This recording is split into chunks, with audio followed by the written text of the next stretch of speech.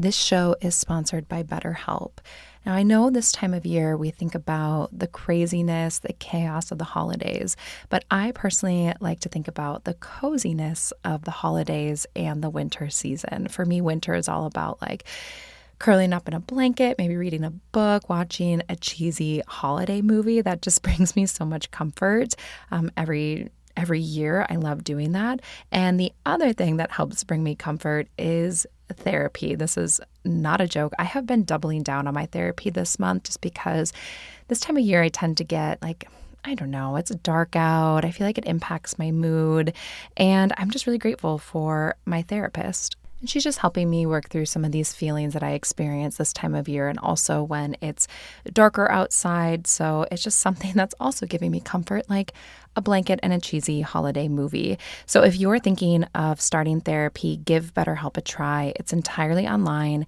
It's designed to be convenient and flexible, suited to your schedule. We all know I do this during nap time.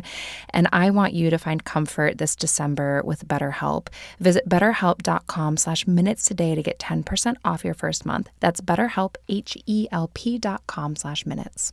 Hello, everyone. Welcome to this episode of the Mindful in Minutes podcast. I am so happy that you're here. If you have been here, maybe this is your first time, maybe you've been here a lot. I am just grateful that you're here tuning in with me, and I am excited about what we're going to talk about. I thought we could keep it cozy, keep it winter themed. The winter solstice is in just a few days. I do love winter. I love everything, not everything that comes with the holiday season, but I do love the darkness, the themes of winter and what it is intended to be for us, spiritually, emotionally, all of that. I really love those themes for this time of year. So I thought it could be fun to dive into some different winter solstice rituals, since this Freeform episode falls before the solstice. Some of my favorites, some new things that I want to try, and I also want to share something that I'm going to be doing different this year. I've started to weave in just a couple of Yule practices, so I want to share that as well. Really, we're just going to be chatting about just intentional practices for this time of year. And yeah, that's it. Keeping it casual, keeping it cozy. Maybe this is something that you want to do. Just the winter solstice. I don't know what it is. I love it. I love it so much. So speaking of fun, keeping it casual, keeping it cozy, I did, just as I'm about to record this, I just put the 2024 New Year's Eve virtual retreat up. It is ready to go. I'm going to put the link in the show notes. You also can head over to the website, yogaforyouonline.com, and hover over the retreats tab. You'll see it there. But this is something, if you're new here, we do this every year. It's a mini at-home retreat to help you ring in the new year. It's done on your own time, so you don't have to be there live on the 31st. But it's one of my favorite traditions of creating this experience, this journey, so that you can start the year with intention and mindfulness. And this year's theme is all around clarity and calm. So there's over 3 hours of content, including an opening ritual, breath work for mental clarity, a nervous system soothing yoga practice, yoga nidra for inner peace, a workshop on scripting your ideal year, and then a guided meditation for new beginnings. Plus, I have some bonuses like a New Year's Day meditation, 108 sun salutations for the new year, some fun things over there. So go check it out. It is a pay what you can event. So there's a sliding scale. You can just pay what you can afford. That's something that's important to me as well. So yeah, it's done at your own pace. Everything's going to automatically unlock on the 27th, but you can save your spot now before you forget. Okay, let's dive in. Winter, Yule, the solstice, everything. So the winter season, like I said a few moments ago, I love the winter season because of its themes. So when we're living seasonally, we think about how everything in life, our lives, but also different seasons of our life, if you will, or different areas of our life are cyclical. They have kind of these 4 seasons where it starts in spring, which is like new beginnings, birth. Then we have summer, which is like playfulness, just enjoying, growing, reaching up for the sun, evolving. Then we have fall, which is releasing, getting rid of the old. And then we have winter, which is like hibernation, rest, death, the end of something, preparing for then a new cycle. Of course, we see this during the year of like the 4 seasons outside, but also we see this in our lifetime, right? Like when we're little, that's spring, being born, growing. I feel like summer is really kind of like our 20s, our early like 20s, 30s, all that. You get a little bit older, maybe you start shedding some things in your later years. And then ultimately, of course, we will end in sort of the winter season of life, which is that death.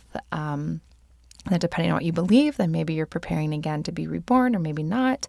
But there's also other things too. Like I can think about cycles of my business where it's like it was just beginning. And then sometimes I feel like certain things in my business are in summer, or maybe they're coming to an end, or, I'm doing that kind of shedding, that releasing, that reflecting, all of that. Like I love thinking about different things as these different seasons, also different versions of myself. I feel like there's times where I have sort of, I don't know, like an old version of myself has died, so a new version can be reborn.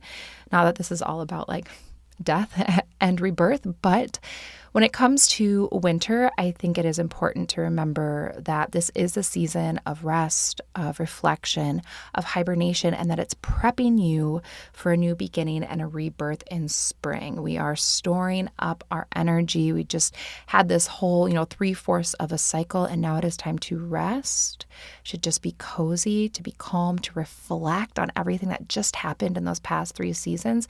So then we're ready when we start again and we're reborn. A new cycle begins in spring. And I think that's just such a beautiful sentiment. One, because I do get impacted, like my mood gets impacted sometimes when it's dark out. I live in Minnesota, so it gets really dark here. Like I think the sun's setting at like 4.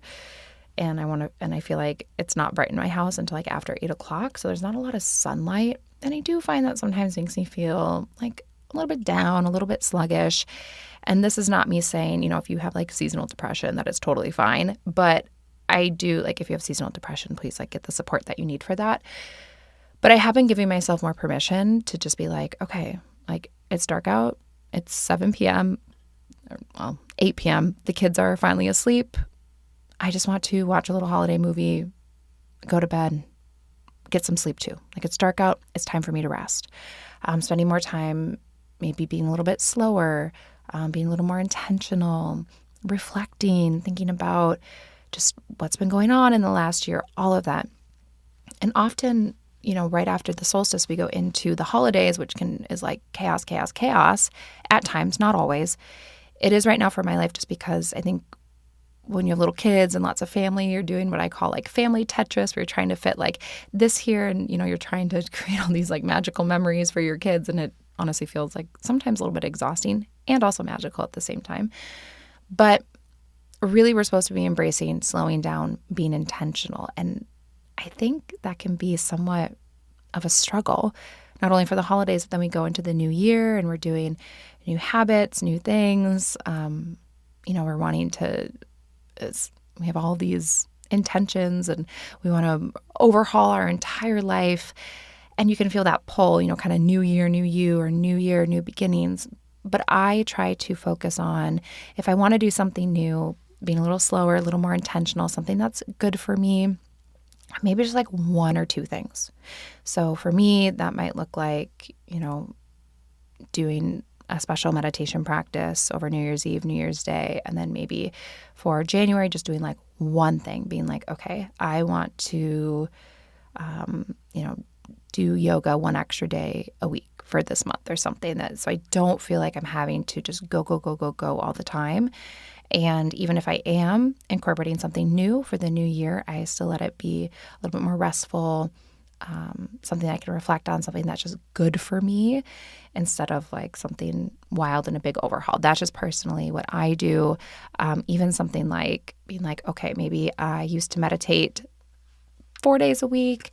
For January, I'm going to meditate every day for 30 days, which as I'm saying that, that's making me think that maybe I should reopen up the meditation accelerator. This is me just thinking out loud. Maybe I'll take this part out, but maybe I should open up the meditation accelerator where you can, where I have a meditation every day for 31 days and 4 workshops, if I remember correctly. I think I did this. I ran it live, I believe, when Pork Chop had just turned 1. So that would have been headed into the 2022 year, I think. Okay. Anyways, if I do open that up, I'll put it in the show notes too. We'll see what happens by the time I hit publish on this episode. But yeah, I guess I could just open that up and not run it live. Okay, well, look in the show notes and see what I decided on that if you want to do a daily meditation practice. Okay. Anyways, back to the winter solstice, because that is what we are here to talk about. So the winter solstice is an astronomical event. So it marks the shortest day and the longest night of the year. It occurs when one of Earth's poles is tilted farthest away from the sun. So at the winter solstice, that's when the sun is it reaches its southernmost point in the sky relative to the equator. You probably didn't think you were going to get like a little science lesson here today. But the thing about the solstice is it is the longest night. So again, really embracing the darkness. This is also like the cool moon reflective energy. But this is also the point where daylight begins to increase as the Earth continues its orbit around the sun. So this, of course, is for the northern hemisphere, which I am in. So I guess southern hemisphere people, I'll, see you in 6 months or so when you're experiencing this. But this point where we have the longest night, it can feel like, yes, that darkness, that death piece, that, reflection, but it also can be this like return of light, this spark of hope, which is kind of the theme. Sunday's meditation is a winter solstice meditation. And I really wanted to kind of embody this idea of like resting, but also sort of that light returning at the same time.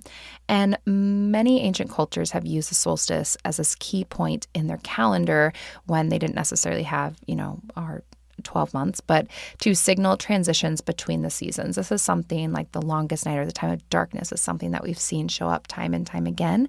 It also served as a way to predict agricultural cycles, so then they could decide when they're going to plant and harvest and all of that. It also has this symbol of rebirth and renewal. So the solstice really represents return of the light. So as the days gradually lengthen, after this point, we're having the light return, the hope return, the energy return. So even though we're resting and there's still a lot of dark out, every day we let a little bit of that light back in. And this is something that's always resonated with me, especially when I'm having like periods of darkness in my life or something that feels sort of like a winter season in my life, is remembering that even if it feels like for me personally it's the longest night, that means that once I've hit the longest night every day, there'll be a little bit more light coming back into my life. And so it's all about rebirth,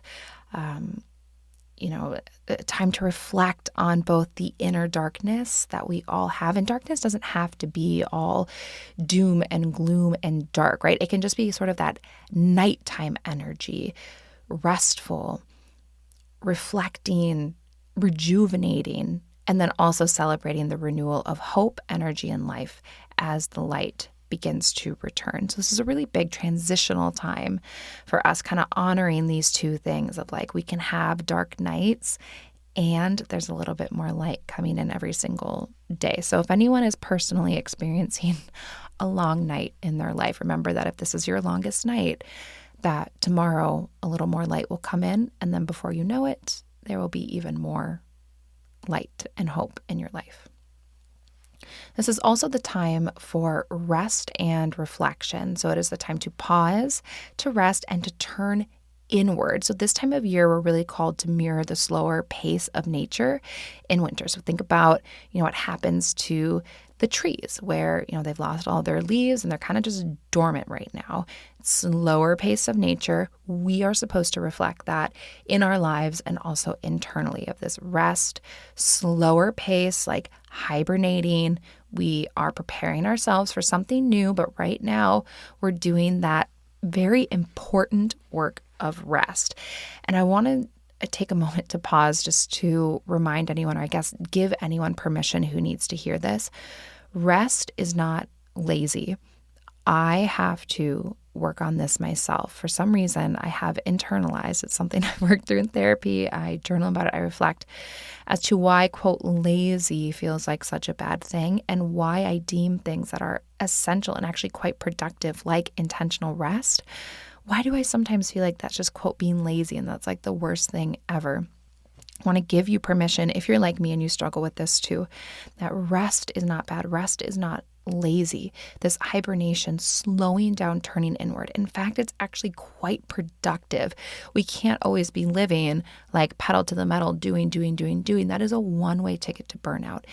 If you do that, you're not going to be able to show up as the person that you want. You're probably going to start seeing this deterioration of your body, your mental health, your mood. For me, if I'm just go, if I don't rest, it's really hard for me to show up as the parent that I want to be. It's hard for me to show up as the meditation teacher that I want to be. And so I give you permission, like I give myself permission to rest, to turn inward, to slow down, and know that you are not being lazy. This is not a bad thing. This is an important thing. It is essential. It is good for you. And I give you permission to do it if you need that permission. Along with embracing the slower pace of nature internally and within our lives, this is also a time where we're really invited to assess the past year and set intentions for the month ahead. So of course, we're thinking about that with the new year coming up, but I really love this piece of assessing the past. We're going to talk about, when we dive into rituals soon, what that could look like. What are different rituals you can do to kind of assess? Is also a time sort of a release, even though we just went through fall, which was releasing the leaves. But think about up until this point, it's all been fall. So we've been experiencing gratitude. We have been enjoying our bounty, the fruits of our labor, and then releasing the old. So on the winter solstice, this is like the final release. It's gone. The leaves are gone. So this is a time that invites you to assess the past year, to reflect, not in necessarily like a beat yourself up, ruminate on it way, but to just think about like what went well, what didn't go so well, what do I want to do differently, what surprised me this year. I would say assessing and reflecting in a more inquisitive way and not like a being hard on yourself way, if you can. And then this allows you to create space to then set intentions for the months ahead. Something that you may want to consider doing around the solstice is journaling on these things. So you could even do an open prompt of saying, maybe you do like, what went well? What was I surprised by? What would I like to do differently in the upcoming year? I try to refrain from like what went well and what didn't go well, because again, our brains are sort of wired for this negativity bias. And I think that when we're reflecting, it becomes very easy to, the things that kind of stand out sometimes are the things that didn't go so well, the things that we didn't like, the things that, went poorly. Maybe we had something really, really tough happen this year. Like that's immediately where your mind is going to go. And it's okay for your mind to go there. It's just we get into a tricky spot when that's the only place that our mind goes and we get stuck in like the bad. So thinking about starting with maybe the positive, and then things that surprised you, and then what would you like to do differently? Or something that you could consider journaling on or reflecting on is, if I knew I had to relive this year again next year, what would I do differently? So kind of getting more of that growth mindset, thinking about, okay, this is how I chose to do it this time, or this is how it laid out for me this time. If I had to relive it, what would I do differently? And sometimes I find the answer is kind of nothing. Sometimes I'm very clear, like, oh, I would do this differently.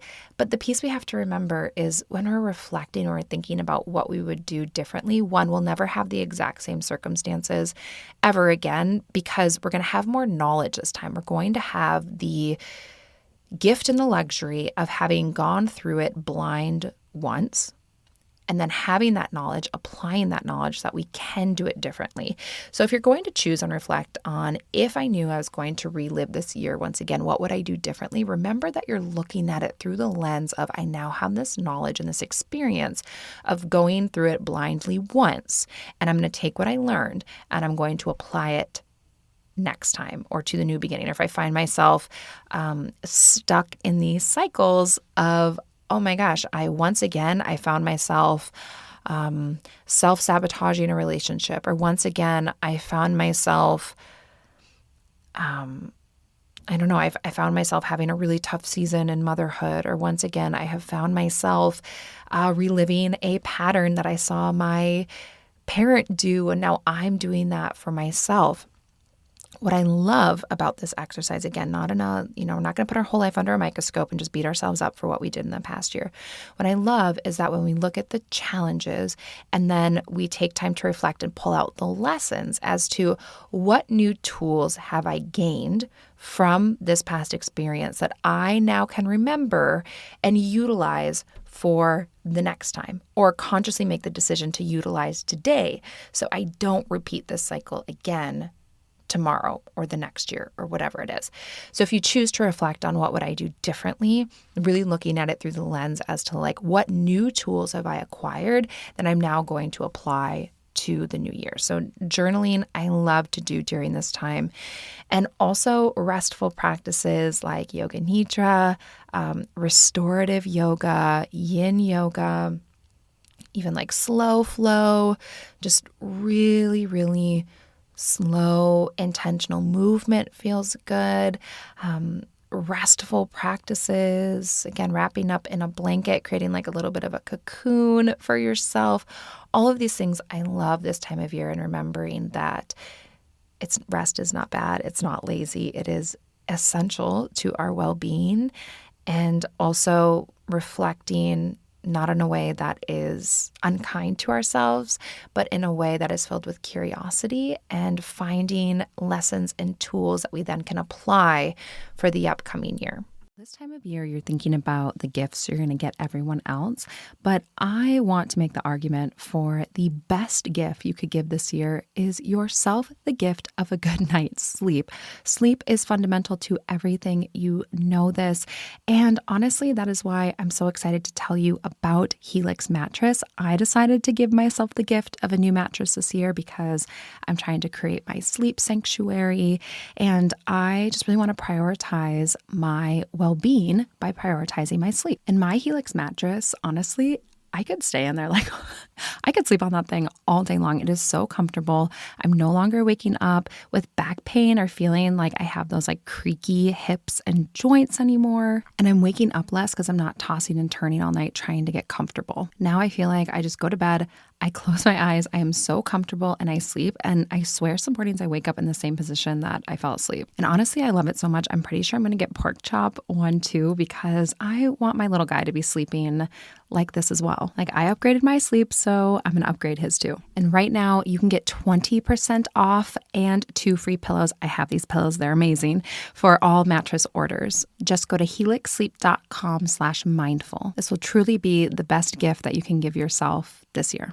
I also want to take a moment to tell you about a new podcast I discovered, which is SheMD. I love this podcast, and SheMD is on a mission to change the world of women's health by educating one woman at a time with the knowledge and expertise to be their own health advocate. I think this podcast is so important. It gives insights that empower women by helping them stay informed and proactive about their well-being at every single stage of life. They talk about different topics, everything from fertility and PCOS to mental health and menopause.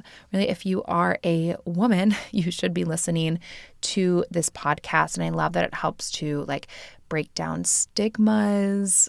They're going there with their topics, and I love it. Things like fertility struggles, menopause, painful periods, these are things that we should be talking about. So I'm glad there's a show out there that is talking about it. And every episode, they have great conversations with amazing guests and medical specialists, and they just help to give you knowledge and tools that you need to be your own health advocate. If you are a woman wanting to learn more about your health and how you can be your best advocate, you need to check out She MD wherever you get your podcast today.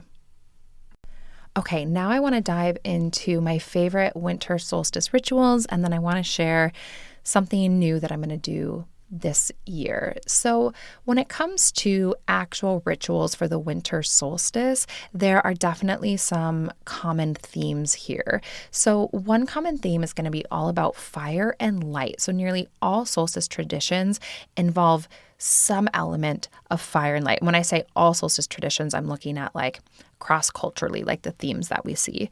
And this is going to be something like bonfires, candles, or the sun. So using fire and light to symbolize the return of warmth and hope and return of light to the earth. So some of my favorite ways to incorporate these themes through rituals, that's going to be setting an intention and lighting a candle to do so. So stating my intention, right? So we're, reflecting, releasing, renewing. So what I might do is reflect on the past year, set an intention for the upcoming season, and then sit in darkness, take a candle, light it while I'm stating that intention, and then reflecting on the light of the candle and really letting it infuse my intention with energy, and then also just reflect on it being a symbol of returning of hope and light returning to my life.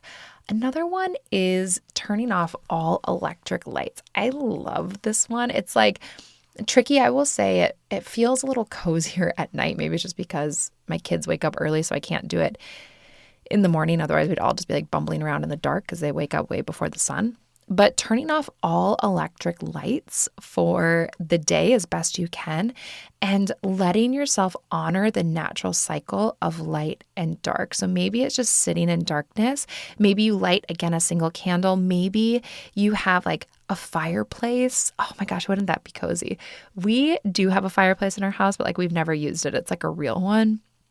So I'd have to like do the lot. And it's like in the living room where the kids play. So, fire safety, it's like closed off. But wouldn't that be so cozy if you like just let no electric lights for the day and you just kind of spent your day being slow and intentional by candlelight or firelight? I think that'd just be so cozy. But even if you just decide like, okay, I'm not going to use overhead lights or electric lights, and I will just do stuff when the sun is up, and then I'll be restful and quiet in the darkness when the sun is down. That's one ritual that you can do to really honor the longest night, is spending some time in intentional darkness and honoring the season. And then anything, again, where you're lighting a candle, setting intention. Another common kind of fire theme is going to be writing a release list and then burn it. So you can write down a big, long list of things that you're ready to release. This could be fears, bad habits, negative self-talk, limiting beliefs, people in your life. I mean, anything. Whatever it is that you're like, I'm ready to release, you can write it down on this piece of paper, and then you're going to safely burn it. So this could be a candle. I don't know. I've seen people do it like with their stovetop. I don't know if that's like necessarily safe. Having some kind of a fire or a bonfire outside. This is a really common theme where you're going to write down everything and then just like throw it into the fire and release it, let it be gone. This is something that we did on the New Year's Eve retreat in Iceland. It would have been 2 years ago, because fun fact, I came home from that trip, and just a few days later I found out I was pregnant with Poppy. And actually something that I released in that fire, like, I don't know, just really profound experience for me. I was working on, I had been welcoming Poppy into my heart for a lot longer than, than my body was. You guys know what I'm saying, right? It was taking longer than I thought to have Miss Poppy come and be Earthside. And so we did this little ritual in our lodge in Iceland, the whole group, where we wrote down like our fears, things we were ready to release. We threw it into the fire. And the thing that I was ready to release was my want for control basically over my body. It's like, why am I not pregnant and all of this? And that was something that I threw into the fire and released it. And then just set the intention of like, just letting the universe be. I don't know why I'm getting like a little emotional about this. It was years ago. And obviously like it has a happy ending, but this stuff is powerful. And then the thing that I was ready to welcome into my life for the new year was just letting go of that control and kind of letting the universe, deciding what was meant to happen would happen. And then lo and behold, like 6 days later, I came home and I was like, what's going on here? What are these two little lines on the pregnancy test?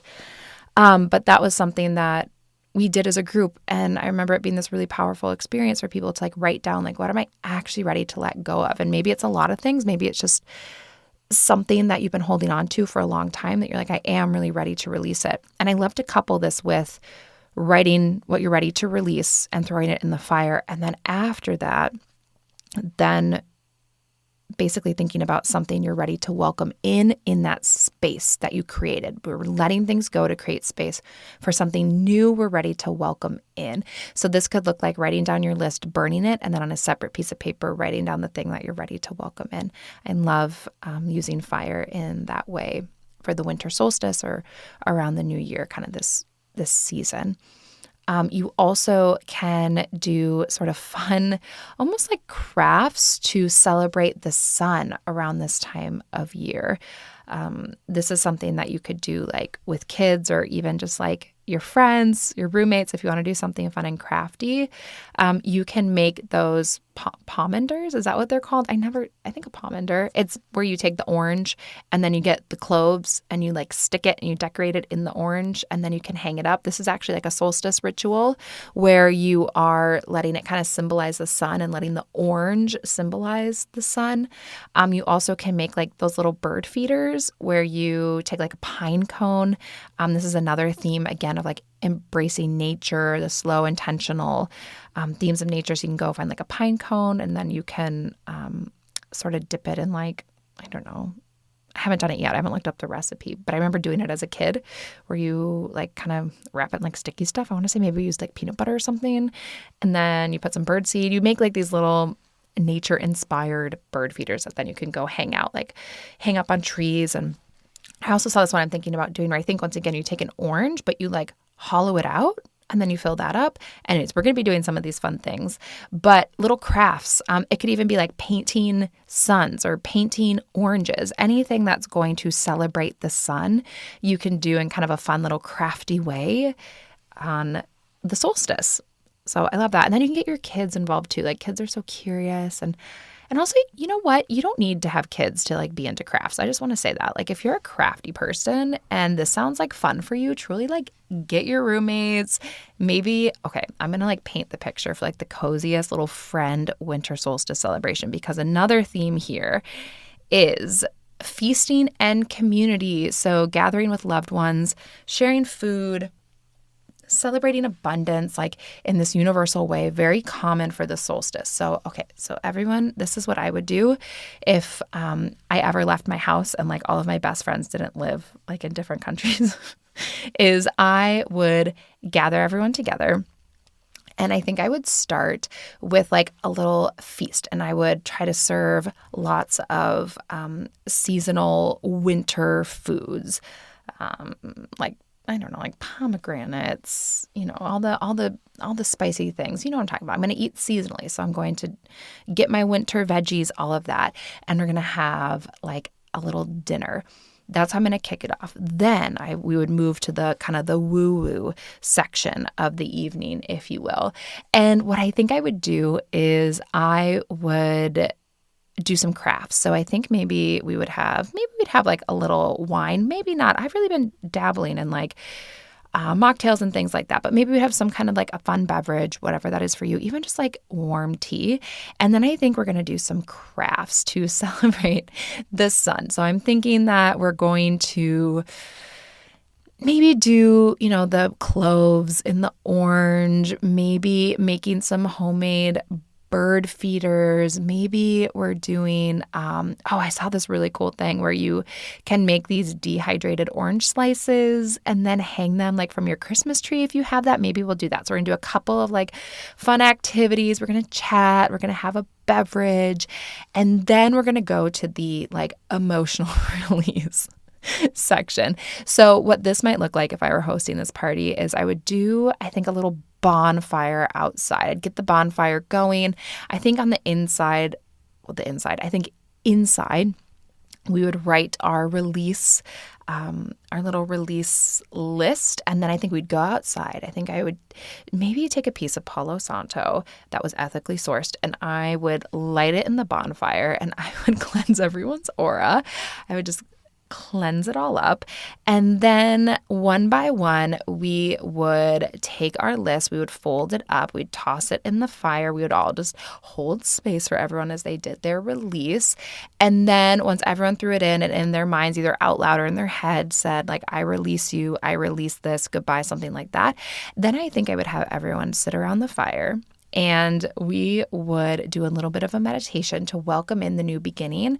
I think the meditation would be a theme of darkness, of like embracing, because we'd be outside around the bonfire, all snuggled up.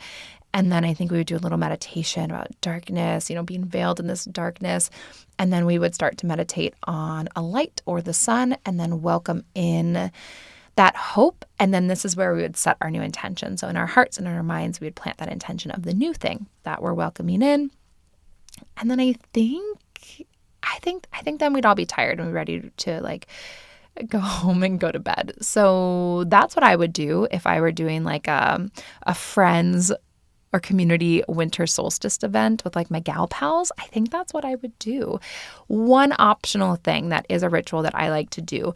I'm going to add one little thing. So I think maybe if the sun was still up, but it probably wouldn't be. So maybe the first thing we would do when everyone was arriving is we'd meet outside and we would do a little nature walk and we would gather like our pine cones so that then we'd have our pine cones naturally from the backyard to then create our little bird feeders and stuff. Or maybe we would get some like evergreen fronds and bring them in and decorate the table with it. So I think actually we'd start with a nature walk. Then we would do dinner. Then we would go to the woo-woo crafts. Then we're going to go to the emotional release section. We're going to meditate, welcome in a new beginning, and then we're going to go home and go to bed. All of my friends are probably in their 30s like me, so I'm thinking all of this would wrap up like no later than like 9 p.m. because, we need to go to bed and get our beauty rest. That's what I would do. So feel free to take that idea. If anyone does this, please let me know. But yeah, that's what I would do if I was doing a little friends winter solstice that would incorporate like all of my favorite rituals. Because another one of my favorite rituals, and this is one that you can do on your own, share with friends, kids, whatever, is honoring nature by going outside, taking a little nature walk. I know it's cold, even if it's just for a few minutes. I do think there's something kind of fun and cozy. Maybe it's because I'm like a Minnesota kid, but getting all bundled up, it's freezing, but like you're warm, but when you breathe in, it's like the air is like so cold and crisp. Like walking around, hearing the crunch of like snow, maybe picking up things that have fallen on the ground. Again, like evergreen really symbolizes the continuation of life through winter. So maybe pulling some evergreen fronds, decorating my home or my yard with them. Even just pointing out like the beauty of nature, if there's like still birds around, things like that. Honoring the winter sun, like just enjoying the sunlight on my face, even though it's cold. Spending some time outside is a ritual that I like, even if it's just for a few minutes. I love, if I wake up before the kids, which doesn't always happen, but if it does, I like to bundle up and sit outside. I could also do this, I guess, after they go to bed. Sit outside with Mila, because she's a Newfoundland, so she's like built for like swimming in the frigid Canadian water, so she can handle like December in Minnesota. We sit outside and have like a little cup of coffee and just like listen and be quiet and still. So that's one of my favorite rituals as well. Just a little bit of outdoor time. Let's see what else is on. I'm kind of bumping sort of going around here. I did have a more linear list, but then I got sidetracked by sharing what my what my friend's winter solstice celebration would look like. Another ritual that I like for this time of year is going to be journaling. So any kind of journaling. And then also vision boarding. Now, I will say that the January 1st episode of Mindful Minutes, I'm going to do an audio workshop where we can kind of vision board together. So this is not just a shameless plug, but like truly make sure that like you're following, you're subscribed so that you get that. I'm still figuring out exactly how I'm going to do it. It's also going to be the 500th episode. I thought it would be fun since this podcast is like a dream come true for me if we could kind of vision board new dreams together in this like audio workshop. So I'm just finishing up the notes for that, but we can vision board together on New Year's Day. So I don't know. Yeah, just make sure that you're subscribed and stuff so it'll pop up when it's there. But like vision boarding is something where, again, after you do all of your release, you could, if you're not arts and crafts kind of person, maybe with your gathering, your winter solstice night, instead of doing arts and crafts, you maybe make like a vision board. I just would do the release practices first and then the vision board. So we're going to get rid of all of the old, we're releasing all of that, then we're going to vision board. So this is a great time to do this. You could even just write down some goals or intentions for the year ahead. It doesn't have to be a full-on like vision board. Something like a simmer pot is really great. So you take a big like pot of water. There's a lot of different specific like combos and recipes for different simmer pots you can do depending on what you're welcoming in, whether it be like abundance or protection or safety. I sometimes like to do this in my home so that not only does the home like smell and feel festive, but also simmer pots help to clear out old energy. So again, really doing a lot of that release. So I put like some cinnamon sticks, oranges, maybe like some lemons, cloves, and just boil it up, let my house fill up with that kind of like cozy scent, and then clear out the old energy like from the simmer pot. Meditating, of course. I mean, of course, meditating. Winter solstice, like any big day, of course, meditating. I try to meditate every single day, but definitely on these big things. And I'm going to be meditating on like inner light, reflection, releasing, maybe doing something restful like a yoga nidra or guided meditation. There's a yoga studio nearby. I've been enjoying going when I can. Maybe I'll go to a class or something. But yeah, those are my favorite winter solstice rituals. And then the new thing that I'm going to be doing. So this year, I've really been thinking a lot about Yule. So I personally am not a particularly religious person. I am spiritual. I have faith, but I don't put my faith in like a particular box. So I'm not like necessarily an organized religion type of person. And anyone listening, if you are an organized religion type of person, that is amazing. I love that for you. I really do. I don't mean in that like, I love that for you. But like if that's, my belief and what I feel in my heart is that what I want for everyone is for them to find something that speaks to them. And if that is through something that's more organized, amazing. If it's something that is just within your heart and isn't organized, that's also equally amazing. That's just my personal belief. I very much take the attitude, this sort of stuff of like take what resonates and leave what don't, because faith and spirituality, all of that is just a really personal practice.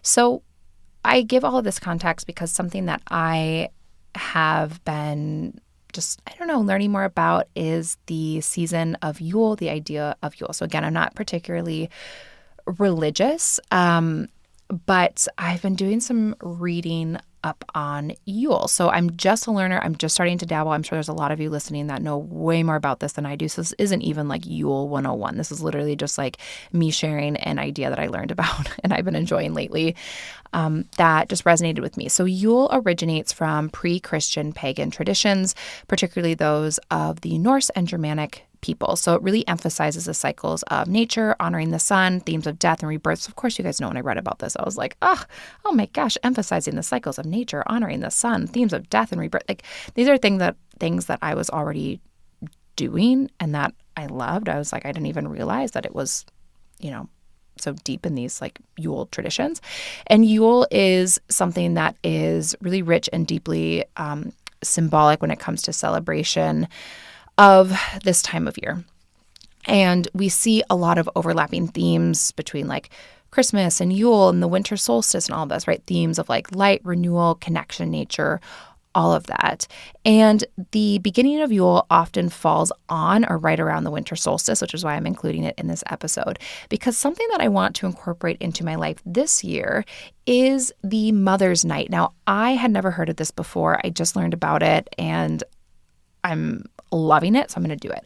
So the Mother's Night is celebrated on the night before Yule begins. So this year it falls on the 20th, so the night before the winter solstice.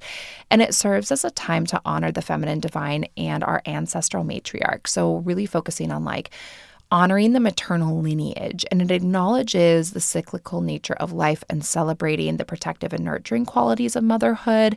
And it's really just a time to connect to like the feminine energy, for like myself, but also to honor the women that have come before me in my family and those that have played like a big role in my life. And I just plan to do this through meditation, sitting and reflecting on what I've learned from the women that have come before me, and doing things that they would have liked, maybe like making food that they like, or doing things that they would have liked, talking about them, sharing stories about these women.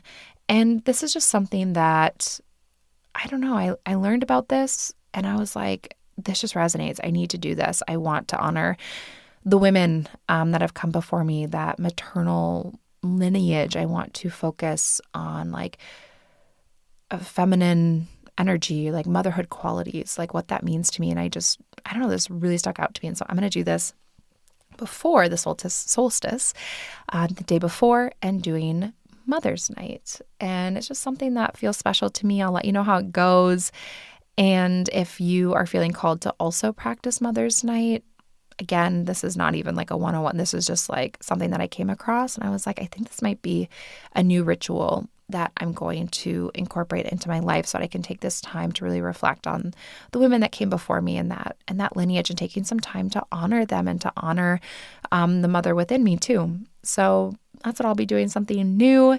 And then, yeah, that's it. That's all I have for you. So some of my favorite winter solstice rituals, a little plan for if you want to get your gal pals together for a winter solstice celebration, or your community, anyone, Mother's Night. And yes, so I will have a special practice for you on Sunday that will touch on sort of these themes for the winter solstice. And know that I am sending you so much love, and I am so grateful that you're here, and I hope you have a beautiful rest of your day.